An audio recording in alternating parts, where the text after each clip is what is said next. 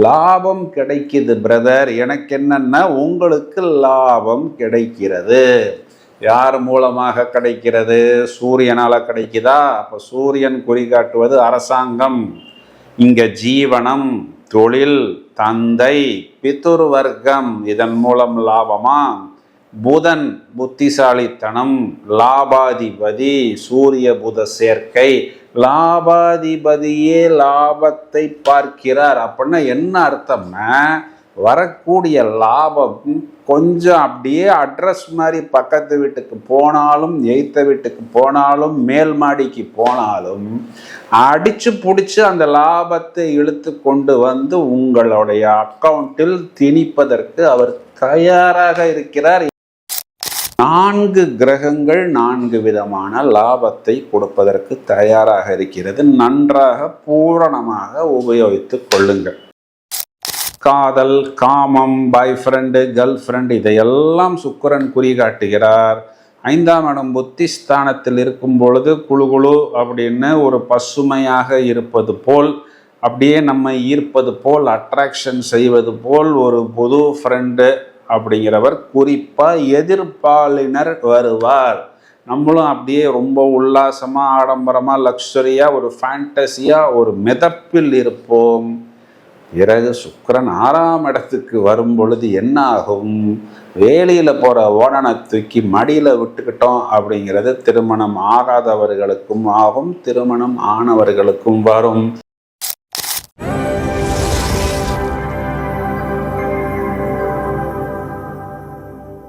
Hello friends, பளிச்சென்று பங்குனி மாதத்துக்கு உண்டான பலன்களை பார்த்து கொண்டிருக்கிறோம். குறிப்பா விருச்சிக ராசிக்கு பலன் சொல்றதுக்கு ரொம்ப நேரமாக காத்து கொண்டிருக்கிறேன். ஏன் அப்படின்னா, வாக்கிய பஞ்சாங்கம் பிரகாரமும் இந்த சனி பயிற்சிங்கிறது ஆகிவிட்டது. 4ஆம் இடத்தில் இருந்த அந்த அர்த்தாஷ்டம சனி மீனராசி மண்டலத்துக்குள் வந்து விட்டார். அப்படிங்கிற பட்சத்தில் சனி பயிற்சியால் முதல் தரமான ராஜயோகத்தை பெறக்கூடிய ராசிகளில் துலா ராசியும் ஒன்று. குறிப்பா பார்த்தோம்னா, இடம் பூமி சம்பந்தப்பட்ட விஷயம், வம்பு வழக்கு சம்பந்தப்பட்ட விஷயம், கோர்ட்டு கேஸ் சம்பந்தப்பட்ட விஷயம், போட்டி, பிரச்சனைகள், தோல்வி, அவமானம், இதிலிருந்து எல்லாமே இவர்களுக்கு தெளிவு, தீர்வு அப்படிங்கிறது கண்டிப்பாக கிடைக்கும். இந்த விருச்சிக ராசிக்கு என்ன ஒரு பியூட்டி அப்படின்னு பார்த்தோம்னா, கூட்டமாக ஒரு 3 கிரகங்கள் 3ஆம் வீட்டிலிருந்து 4ஆம் வீட்டுக்கு போக போகிறது. போகட்டுமே, எனக்கு என்ன அப்படின்னு பார்த்தா, இந்த மாதம் முழுவதுமே சூரியன் அப்படிங்கிறவர் 10ஆம் வீட்டின் அதிபதி 5ஆம் வீட்டில் தான் இருக்கிறார். இருக்கட்டுமே, எனக்கு என்ன அப்படின்னு அந்த 3 கிரகம் பிளஸ் சூரியன், அந்த 3 கிரகம் என்னன்னா புதன், செவ்வாய், சனி, சூரியன் 5ஆம் வீட்டிலிருந்து 11ஆம் வீடுன்னு சொல்லக்கூடிய லாபத்தை பார்க்கிறார். அப்படின்னா என்ன அர்த்தம் அப்படின்னா, லாபம் கிடைக்குது பிரதர். எனக்கு என்னன்னா உங்களுக்கு லாபம் கிடைக்கிறது. யார் மூலமாக கிடைக்கிறது? சூரியனால கிடைக்குதா? அப்ப சூரியன் குறிகாட்டுவது அரசாங்கம். இங்க ஜீவனம், தொழில், தந்தை, பிதுர் வர்க்கம், இதன் மூலம் லாபமா? புதன் புத்திசாலித்தனம், லாபாதிபதி, சூரிய புத சேர்க்கை, லாபாதிபதியே லாபத்தை பார்க்கிறார். அப்படின்னா என்ன அர்த்தம்னா, வரக்கூடிய லாபம் கொஞ்சம் அப்படியே அட்ரஸ் மாதிரி பக்கத்து வீட்டுக்கு போனாலும், எய்த்த வீட்டுக்கு போனாலும், மேல் மாடிக்கு போனாலும் அடிச்சு பிடிச்சு அந்த லாபத்தை இழுத்து கொண்டு வந்து உங்களுடைய அக்கௌண்டில் திணிப்பதற்கு அவர் தயாராக இருக்கிறார். ஏன்னா அவருக்கு இது நீசபங்க ராஜ யோகம் அப்படிங்கிற அமைப்பில் வருகிறது. இந்த இடத்துல பார்த்தோம் அப்படின்னா, 5ஆம் அதிபதியும் லாபாதிபதியும் பரிவர்த்தனை, டபுள் ப்ராஃபிட்டை இந்த இடத்தில் புதன் தொழில்நுட்ப ரீதியாக உங்களுக்கு கண்டிப்பாக ஏற்படுத்தும். அதே மாதிரி உங்களுக்கு நீங்களே உங்களுடைய 5ஆம் இடத்தில் அமர்ந்து லாபத்தை பார்க்க போகிறீங்க. அப்போ எங்க எப்படி போனாலும் அந்த லாபத்துக்கு உண்டான கணக்கு வழக்கு எக்ஸிக்யூஷன் மட்டுமல்லாமல் அதனை எப்படியாவது அடைந்து விடுவது அப்படிங்கிற ஒரு அமைப்பில் வருகிறீர்கள். இன்னொரு பக்கத்தில் செவ்வாய் 5ஆம் இடம் அப்படிங்கிறது 6ஆம் அதிபதி 6ஆம் வீட்டுக்கு 12ஆம் வீடுன்னு சொல்லக்கூடிய விரயத்துக்கு வருவதனால் இது நோய்க்கு விரயம், கடனுக்கு விரயம், எதிரிக்கு விரயம், வம்பு வழக்குக்கு விரயம். இதெல்லாமே good, very good, excellent, super duper, remarkable அப்படிங்கிற அமைப்பில் வருகிறது.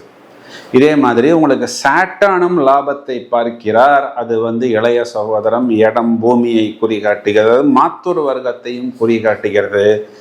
4 கிரகங்கள் 4 விதமான லாபத்தை கொடுப்பதற்கு தயாராக இருக்கிறது. நன்றாக பூரணமாக உபயோகித்துக் கொள்ளுங்கள். மாதத்தின் முதல் 12 நாட்கள் 5ஆம் இடம் புத்திஸ்தானத்தில் சுக்கிரன் இருக்கிறார். சுக்கிரன் குறிகாட்டக்கூடியது காதல், காமம், பாய் ஃப்ரெண்டு, கேர்ள் ஃப்ரெண்ட், இதையெல்லாம் சுக்கிரன் குறிகாட்டுகிறார். 5ஆம் இடம் புத்திஸ்தானத்தில் இருக்கும் பொழுது குழு குழு அப்படின்னு ஒரு பசுமையாக இருப்பது போல், அப்படியே நம்ம ஈர்ப்பது போல், அட்ராக்ஷன் செய்வது போல் ஒரு புது ஃப்ரெண்டு அப்படிங்கிறவர் குறிப்பாக எதிர்பாலினர் வருவார். நம்மளும் அப்படியே ரொம்ப உல்லாசமாக, ஆடம்பரமாக, லக்ஸரியாக, ஒரு ஃபேண்டஸியாக, ஒரு மிதப்பில் இருப்போம். பிறகு சுக்கிரன் 6ஆம் இடத்துக்கு வரும் பொழுது என்ன ஆகும்? வேலியில் போகிற ஓடனை தூக்கி மடியில் விட்டுக்கிட்டோம் அப்படிங்கிறது திருமணம் ஆகாதவர்களுக்கும் ஆகும், திருமணம் ஆனவர்களுக்கும் வரும்.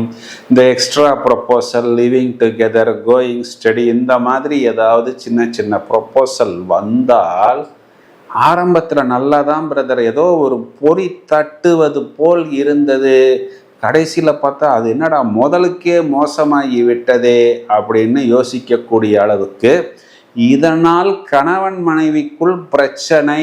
ஏன் அப்படின்னா இந்த இடத்துல 7க்குரியவன் 7க்கு 12ன்னு சொல்லக்கூடிய 6ஆம் இடத்தில் அமருவதனால் கூடுதல் கவனம் எடுத்துக்கொள்ள வேண்டும். இது என்ன பரிகாரம் அப்படின்னா சிஸ்டர் பிரதர் பரிகாரம் தான். அது என்ன சார் அப்படின்னா, புதிதாக பழகக்கூடிய பெண்களாக இருந்தால் வாங்க சிஸ்டர், போங்க சிஸ்டர்னு சொல்லிடுங்க. புதிதாக பழகக்கூடிய ஆண்களாக இருந்தால் வாங்க பிரதர், போங்க பிரதர், நல்லா இருங்க பிரதர் அப்படின்னு ஒரு வார்த்தை சொல்லிட்டீங்கன்னா ஜோலி முடிந்து விட்டது. நம்ம ஊர் பாஷையில் சொல்லணும்னா பிரச்சனை தொடராது. அப்புறம் அண்ணலும் நோக்கினால் அண்ணனும் நோக்கினான், கண்கள் 4ம் கலந்தனவே அப்படின்னு போனால் அப்புறம் அது தலையில் துண்டு தான். நான் சொன்ன விஷயத்தினுடைய அர்த்தம் என்னையை விட உங்களுக்கு தான் நன்றாக புரியும். இதனை மட்டும் நீங்கள் கிரகித்து கொண்டால் போரும்.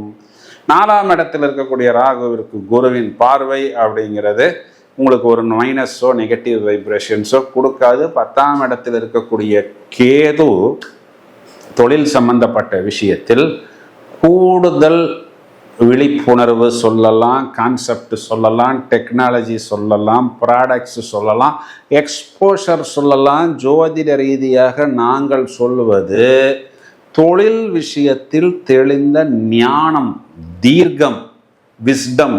அப்போது எதை செய்தால் ஓகே, எதை செய்தால் நாட் ஓகே அப்படிங்கிற அளவுக்கு திட்டவட்டமாக முடிவெடுத்து தெளிவாக பயணிக்கக்கூடிய அமைப்பு. எல்லாமே ப்ராஃபிட் ப்ராஃபிட் ப்ராஃபிட் என்ற அமைப்பில் வருகிறது. ஒரே மைனஸ் பாயிண்ட்டு, குரு அஷ்டமத்தில் முடக்கம். அப்போ எதுலையாவது இன்வெஸ்ட்மெண்ட் பண்ணும்போது, டெபாசிட் பண்ணும் பொழுது கூடுதல் கவனம். 12ஆம் இடம் விரயஸ்தானத்துக்கு 2 ஒளி கிரகங்கள், ஒன்று குரு, இன்னொன்று சுக்கிரன். ரெண்டுமே ப்ரிஷியஸ் மெட்டல்ஸை குறிகாட்டுகிறது. அப்போது ஒரு கோல்டு, சில்வர் மாதிரி இன்வெஸ்ட்மெண்ட் இதெல்லாம் சுப செலவு தான். இதெல்லாம் ஒரு வேஸ்ட்டுன்னோ செலவுன்னோ இதெல்லாம் நமக்கு விரயம்னு எடுத்துக்க முடியாது. இதெல்லாம் பாசிட்டிவ் வைப்ரேஷன்ஸ் தான். கேஷ் வரக்கூடியதை லிக்விடாக வைத்து கொள்ளாமல் இந்த மாதிரி ப்ரிஷியஸ் மெட்டல்ஸ் வாங்கக்கூடிய அமைப்பு எல்லாமே இந்த மாதம் இவர்களுக்கு கண்டிப்பாக ஏற்படும். நிறைய விஷயங்களில் விருச்சிக ராசிக்காரர்கள் சந்தோஷமாக இருப்பார்கள். தேவையில்லாத விஷயங்களுக்கு சிஸ்டர் பிரதர் பரிகாரம் சொன்னால் அதுவே போதுமானது. இதயம் மீறி பரிகாரம் அப்படின்னு பார்த்தோம்னா குறிப்பா அஷ்டமி திதிகளில் பைரவர் வழிபாடு உங்களுக்கு ஒரு நல்ல மேன்மையை கண்டிப்பாக ஏற்படுத்தி கொடுக்கும். செவ்வாய் சனி சேர்க்கைக்காக இந்த பரிகாரம் சொல்லப்படுகிறது.